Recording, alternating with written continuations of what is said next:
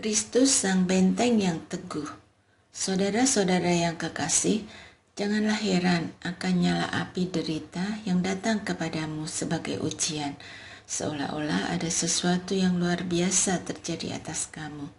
Sebaliknya, bersukacitalah sesuai dengan bagian yang kamu dapat dalam penderitaan Kristus, supaya kamu juga boleh bergembira dan bersukacita pada waktu Ia menyatakan kemuliaannya. Berbahagialah kamu jika kamu dihina karena nama Kristus, sebab roh kemuliaan, yaitu roh Allah, ada padamu. Karena itu, rendahkanlah dirimu di bawah tangan Tuhan yang kuat, supaya kamu ditinggikannya pada waktunya. Serahkanlah segala kekhawatiranmu kepadanya, sebab Ia memelihara kamu. Waspadalah dan berjaga-jagalah. Lawanmu si iblis berjalan keliling, sama seperti singa yang mengaum-aum dan mencari orang yang dapat ditelannya. Lawanlah dia dengan iman yang teguh, sebab kamu tahu bahwa saudara-saudaramu di seluruh dunia menanggung penderitaan yang sama.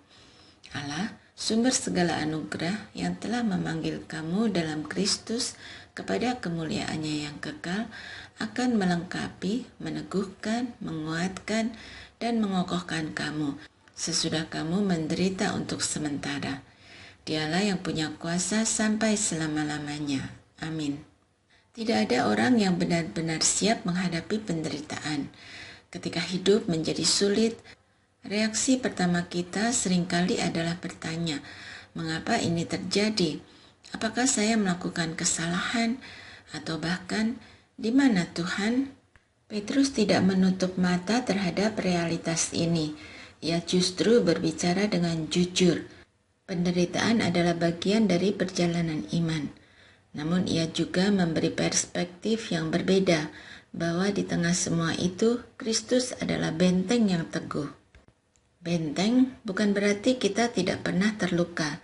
Benteng berarti kita memiliki tempat untuk kembali, tempat di mana kita bisa jujur, rapuh, dan tetap diterima. Dalam Kristus, kita menemukan perlindungan yang tidak bergantung pada keadaan luar. Petrus mengajak kita untuk merendahkan diri di bawah tangan Tuhan dan menyerahkan segala kekhawatiran kepadanya. Ini bukan sikap menyerah tanpa harapan, tetapi tindakan iman yang dalam. Kita mengakui bahwa kita tidak harus kuat sendirian.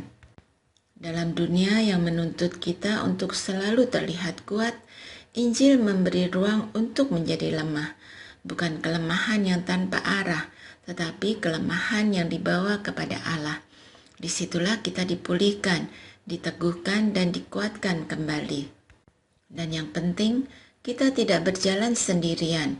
Ada komunitas iman, ada saudara seiman yang juga berjuang, ada Allah yang setia. Petrus menutup dengan pengharapan yang indah. Allah sendiri yang akan meneguhkan, menguatkan, dan menegakkan kita. Benteng itu bukan hanya tempat bersembunyi, tetapi tempat kita dipersiapkan untuk kembali melangkah. Pertanyaan refleksi. 1. Dalam pergumulan apa saya merasa paling membutuhkan tempat aman saat ini? 2. Apa yang membuat saya sulit menyerahkan kekhawatiran kepada Tuhan? 3. Siapa orang yang bisa berjalan bersama saya dalam perjalanan iman ini?